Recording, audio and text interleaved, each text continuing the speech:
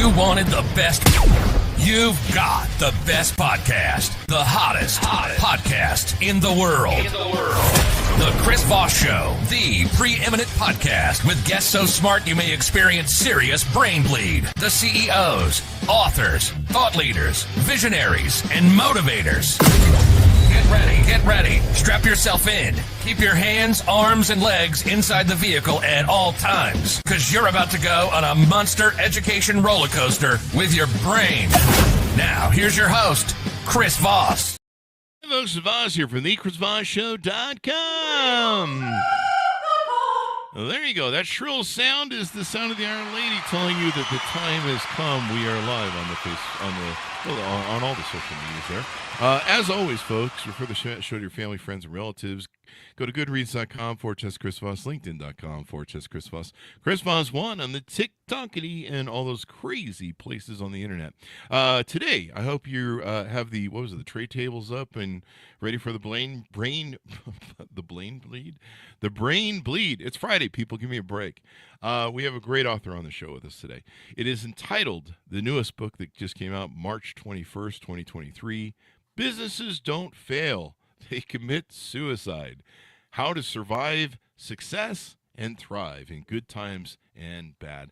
Larry Mandelberg is on the show with us today. We're going to be talking to him about his insights, his experience, and how to survive and succeed and thrive in good times and bad. It sounds like a Led Zeppelin song. Good times, bad times. Do we have to pay for that now?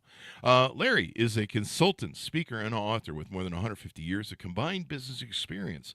A natural problem solver, Larry represents the fifth generation of his family's business. He started working as a young age where he learned from his father before and after school. He's an effective catalyst for change who has solved intractable problems and achieved new levels of efficiency and successes for business in multiple industries. A prolific writer, he's published more than 80 columns. His first book, the one aforementioned, is released in 2018. I'm clearly still in the 1900s. I'm old, people. A sought-after speaker, he's delivered more than 60 business-changing keynotes and workshops. Welcome to the show, Larry. How are you? Outstanding, Chris. I'm Outstanding. here. I think you were in just shock and awe as to how amazing your bio is. You were just like, yeah, I know. I'm like, who is he talking about? I thought it was me on the show today. I lived through this. Wow. And I'm still here. Give us your .coms. Where do you want people to find you on the interwebs in the sky? Businessesdon'tfail.com is the easiest, and it's being upgraded, so it's only going to get better with each passing week. There you go. That's what I say every time I go in for surgery. I'm not getting knee replacement. I'm getting an upgrade. Which there is you go. True. Anyway, I'm not getting knee replacement. People don't. It's a warranty replacement. It's a warranty. If only that were free, right? My warranty. I'm definitely out of warranty, evidently. So yeah. My warranty expired a long. Most of my body is as well. Let me tell you. Yeah. Yeah. I mean, really, if there really was a God in the sky, wouldn't he give us like a parts division? You know, you can go to GM and get parts for your car. Like, how come there's no parts division? Like, or at least a complaint desk where I can be like, hey, I got some bad knees. I need to return these knees, and I have my receipt. And there you go. Here's my mom. Here's my receipt. So, Larry, give us a 30,000 overview. What's in your new book? I got frustrated with why so many startups failed. And you mentioned the parts canner. I'm fifth generation in the family-owned business. In the 2000s or in the 1900s, it was an auto parts store, basically. So I love that analogy. That's really great. Wow, I nailed it. That's why you're the best, man. That's why you're the best. We did a research. So my dad said to me in the 60s, he said, how in the world did we go from no automobile manufacturers to 300 automobile manufacturers and then back down to 3 in like 20 years? How did that happen? Yeah. Well, he was not. Now one company owns them all too. Yeah, right. Now one company owns most of them. So that fascinated me, and I really didn't care about the car business or the auto business. I cared about any business. It's like, why do businesses fail? Mm-hmm. So I spent 23 years trying to figure out the answer to that question. And I went through a pretty boring scientific process of developing a hypothesis, building a construct, running it through the construct, ending up with a theory, then 6 years of proof of concept. And guess what? I found the answer. I know why businesses fail. There you go. So the And book it's was not all in your written new to book. tell people why businesses. It's all in my new book, yeah. And it wasn't written to tell people why businesses fail. It was written to tell businesses what they need to do so they don't fail, right? Yeah. Yeah. Failure's bad last time I checked. Unless you're, Bad. I'm trying to think of a joke, but I can't put one together real quick. So sometimes that's how we fill it. Well, criminals, when criminals fail, that's a good thing because they don't Oh, commit a yeah. crime, Yeah, right? that's always good. Yeah. In fact, it'd be great if they wouldn't fail being born, but that's another story. Yeah. So tell us about your experience. What led you down the path of life that you did? What got you into entrepreneurism? We've alluded to a little bit in the bio and your father's experience, but how did you grow up, and how did seeing your parents as your family as an entrepreneurial family influence you? And then obviously you got experience with seeing other companies that were maybe had challenging times, and you helped them through it. Tell us about your story from your words. Yeah, well, it's really a pretty simple story. Mhm. My family started in hides and furs in the 1850s, Oh. and they were, I like to say, they were the originators of the pay it forward concept. They were like, we learned how to do something. We're going to make sure that our next generation understands what we've learned. So there's this Hmm. accumulation of knowledge, which is why I say I have 150 years of experience, right? Hmm. So one of the things that my dad said when I was going to school, grade school, was if you're not going to school, you're going to work, right? So Wow. he took me to work in the morning at 7 a.m. before school. And Hmm. then at 8 o'clock, they'd take me to school. I'd go to school. If I had a sports or some after school activity, I'd do that. And if the store was closed, I'd go home. But if it was open, I'd go back and I'd work in the afternoon, and I worked on the weekend. So he used to be fond of saying, and some of your older listeners will relate to this. This damn business puts a roof over your head and food on your table. And by God, if you're gonna not be going to school and making something of yourself, you're gonna be supporting that business. So I said, okay, well, Wow. and I thank just had God for that flashbacks of my because it gave. father. There you okay, like I Hmm. said. So I honestly believe that was a real competitive advantage because number one, school was never very challenging for me. Uh-huh. So I didn't have a hard time. I didn't have a problem with homework and stuff like that. And second, I was challenged mentally, intellectually. And that I think was a good thing. So all of that leads to a really strong work ethic. So I'm blessed because I have found work that I love to do and I don't ever want to stop. I, Hmm. I believe that human beings like to do things that are productive and contribute, and they Hmm. like to be recognized for them. Hmm. I'm blessed for that. So I did that in the family business, and I realized that I didn't really want to work for other companies. So I ended up starting businesses. And Hmm. in fact, my first business was in grade school. I started a candle making company, and I was actually Oh, selling really? homemade candles all over the world to ski resort, um, trinket shops, tchotchke shops, touristy Uh-huh. stuff, right? And how old were So I was you? selling to Aspen and Vail and Switzerland. And I mean, I was like 14 years old, right? So, Congratulations. yeah, so I've owned 13 businesses I can count in my life. Other than college, I've never worked for a company I didn't own. And this business about the failure has lived with me my whole life. It's been the root of everything I do because it's like, okay, I'll be the test bed and try it and see if I can make this stuff work. And then I'll research and help other people and give them that knowledge as well and try and support them. So it's a very synergistic life I've led, and I've been very blessed to get to where I am. Yeah. I mean, it's that's wild. You're selling the candles and stuff, all that good stuff. So, there you go. And then how did you get into analyzing businesses, researching companies and finding, why they weren't succeeding or failing? Well, I got into it when my dad made that comment to me when I was like 14 years old. So, when we traveled, vacation for my dad meant going into a local auto parts store and talking to the owner about how business was, or going into the bar and sitting at the bar and talking to people in the bar about how business was, whether it's a guest at the bar or the bartender.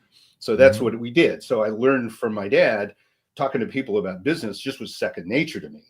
So I started researching when I was very, very young, and understanding how businesses operated gave me a level of understanding of what they need to do to be successful that led to all this research, putting it together and coming up with the answer. And let me just say this, because it's really so simple. There's only 3 reasons organizations fail, and none of them have anything to do with money. Money is a lagging indicator of prior bad decisions. That's all it is, right? There's only 3 reasons businesses fail. What are they? Lack of clarity of purpose, lack of consistency of performance, lack of engagement of people. I get a lot of pushback on the purpose because people say, what are you talking about? All our people know what we do. They know why we're here. Okay, fine. Take 10 of them and ask them to write down on a piece of paper just exactly what the purpose of your organization is. And I'll bet you won't get 2 that are the same. That's not clarity of purpose. And then I say consistency of performance. The reason McDonald's is successful is not because they make great Big Macs. It's because when they go in there and they give you a Big Mac in the wrong container, you know it by looking at it. And you say, that's not what I ordered. And they say, we just ran out of the Big Mac stuff. That's consistency. They're successful because they can make commitments, they set expectations, and they live up to them. If you can't do that, you can't succeed. And the engagement of people is the holy grail of human resources. It's where you make someone feel valued, feel like they're part of the organization, and that the success of the organization is analogous to their own personal success. So they become an owner that's not an owner. And when you get those 3 things done, you're indestructible. Wow. There you go. Indestructible is pretty good from what I hear. Superman told me one time. So there you go. There you go. So you talk about some of these issues in the book. I used to see this a lot. We were talking pre-show about how we used to run an ad in the paper back in the day saying we loan money for companies that were in trouble, and a lot of the ones we'd cherry pick, we'd find were small businesses, and usually they would be doing the things that you talked about. A lot of times they would have one business model and they would just run into the ground with all their money they had saved up for their company. And it would be interesting to me is that they would never change models, they never switch gears, I don't think they would really understand their businesses you've talked about. And it was always funny to deal with them and talk to them, or sometimes the worst ones, I'd show up at their company and they're like, yeah, there's my cousin and my brother and my son. And I'm like, your whole family works here? And I'm like, your family, this isn't a profitable business where your family's was. And I'm like, well, I can see half the problem I'm going to fire right now. But, it would be just wild to deal with their things. So you talk, too, about the problems that come with success and how to manage them. That's something that many entrepreneurs go through. I kind of struggled with success as well. I think struggles is an understatement. But it's hard, especially if you grow up poor, to become successful. Tease out a little bit of that, if you would, please. So I heard you say 2 things, and I'm going to ask you to clarify. Is it the teasing out how you become successful when you're poor, or is it something else in your that book, you want me to tease out? Yeah. In your book, you the problems with success. The problems with success and how to manage them. Yeah. So the first thing that happens when you're successful, it works like this. I call it the arc of success. You get an idea and you try it, and it works. It's successful. And success leads you to growth. Ooh, that worked. Let's do more. Let's make more. Let's sell more. Let's do more of this. Success and growth leads to the need for controls. You can't handle 30 customers the way you handle 300, or 300 the way you handle 3,000, right? You grow, the success, there's always some form of growth. So you have to put controls in place. The minute you put controls in place, you end up losing flexibility. The minute you start losing flexibility, you start having people say, I'm not happy. I have stuff being done unto me that I don't want done unto me. So failure is always triggered by change that's driven by success. So the very nature of being successful means if you're going to maintain your success, not only do you have to learn how to embrace and manage change, but you have to embrace and recognize that you cannot remain static. This is the eternal conflict. I talk about this a lot. Since the first caveman made a barter deal with his neighbor caveman for some products and services, the world of business, the world of exchange has lived in a perpetual state of conflict. The world is not static. The world changes every moment of every day, and it's not changing slower, it's changing faster. Business wants stability. It wants stasis. It wants dependability. It wants expectations to be set and not changed. So you have a desire for stasis in a business existing in a world that refuses to be still. So you have a problem there. So what's the first thing that happens that you need to identify and understand? This is the first thing. I call it the whack-a-mole. It's problems masquerading, assumptions masquerading as problems. Whenever somebody says to you, I got a problem, I've tried this, that won't fix it, I've tried this, it won't fix it, I've tried that, it won't fix it, I don't know what the hell to do to fix this problem.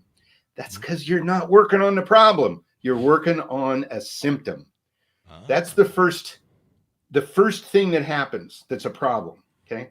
Here's the second thing that happens. There's three of them.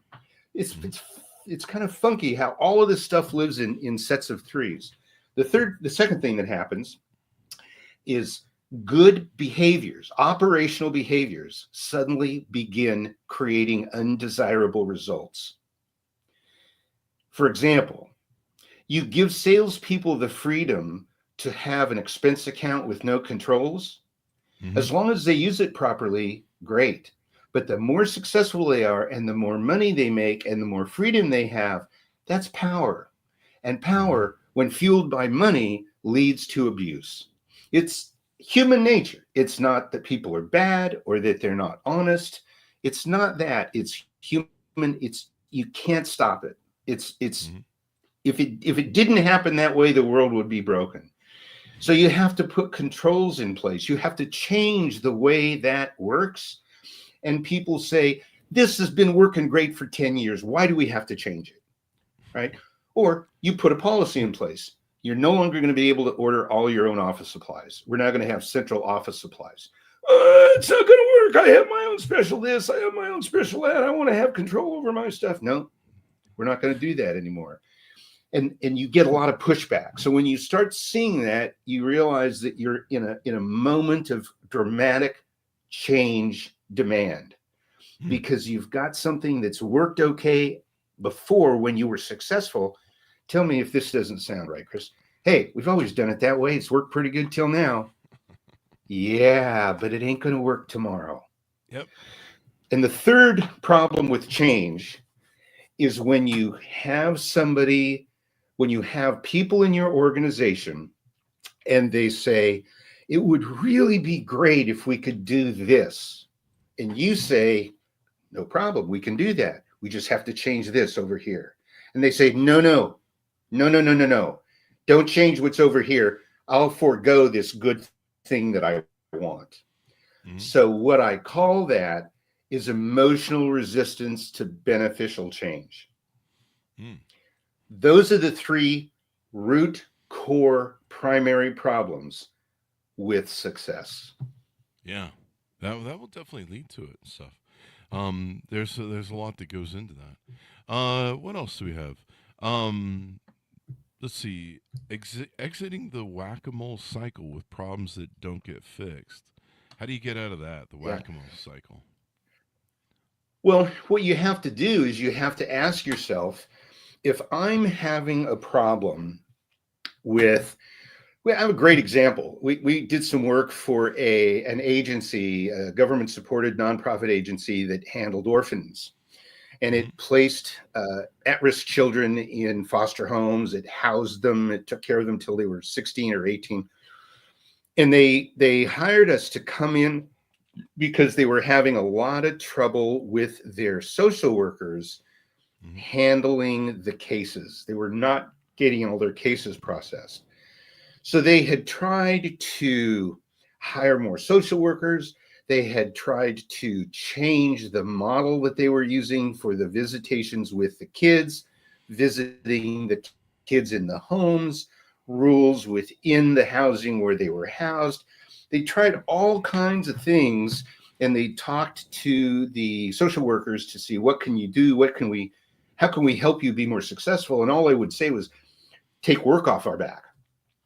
Wow. Well, none of it helped. None of it worked. They brought us in, we did an analysis, and what we found out was that the most valuable resource for successful placement of an orphan into a foster home is another foster parent. Mm-hmm. Not the foster parent that's going to take them, but someone who's been there and done that and had the experience. So they hadn't reached out to any of their foster families to say, will you help us with our placement of other children? The minute we did that, they said, okay, we're happy to do that. We've never thought about that. So they Mm-hmm. reached out to those parents, and the parents all said, are you kidding? If we can help some other families take on foster kids, it's better for the kids and better for the families. And literally overnight, the problem went away. Wow. They didn't understand the problem. They had a resource they weren't using that was both eager and competent, and they weren't being asked to help. Wow. That's what I mean by whack-a-mole. It's trying Yeah. to solve a problem without getting to the root. Yeah, and then you just make more problems, right? It kind of compounds at that point, right? Well, you can. I gotta take, Chris. I've worked this system. This is independent of legal structure, independent of market segment, independent of revenue. I've used this on vocational colleges. I've used this system with a House representative who had 3 offices, one in 2 cities in California, and of course, one in DC. I've used this on nonprofits. I've used this on for-profits.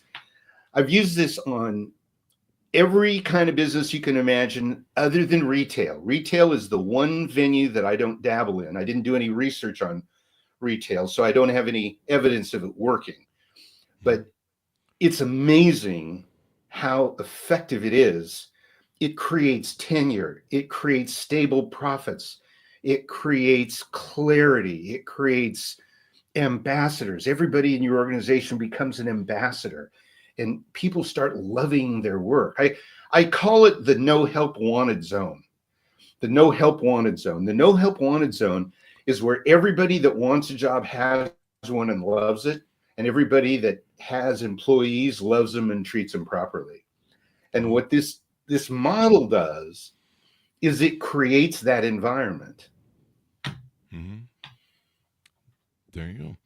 So people can read the book. They can pick it up. They can learn how to make businesses not fail, make them succeed and thrive in good times and bad, and be agile. Let's talk about some of the things you do on your website, some of the consulting or coaching you might do for people. What do you do over there? And give us a .com real quick so we can have that again. Businessesdon'tfail.com. And the details on these programs are not there now, which is why the whole thing's being restructured, and it's being turned into all kinds of delivery mechanisms. You can have direct one-on-one interaction. You can have recorded self-driven approach to executing all this stuff. You can have small workshops if you want to do it in bite-sized pieces. There's what I call, and it's being renamed because the marketing people don't like it, I call it the Business Suicide Prevention Program. And it's the overarching thing that gives you a global look at your business. There are 4 other major programs that we offer. One of them is critical decision making for leaders.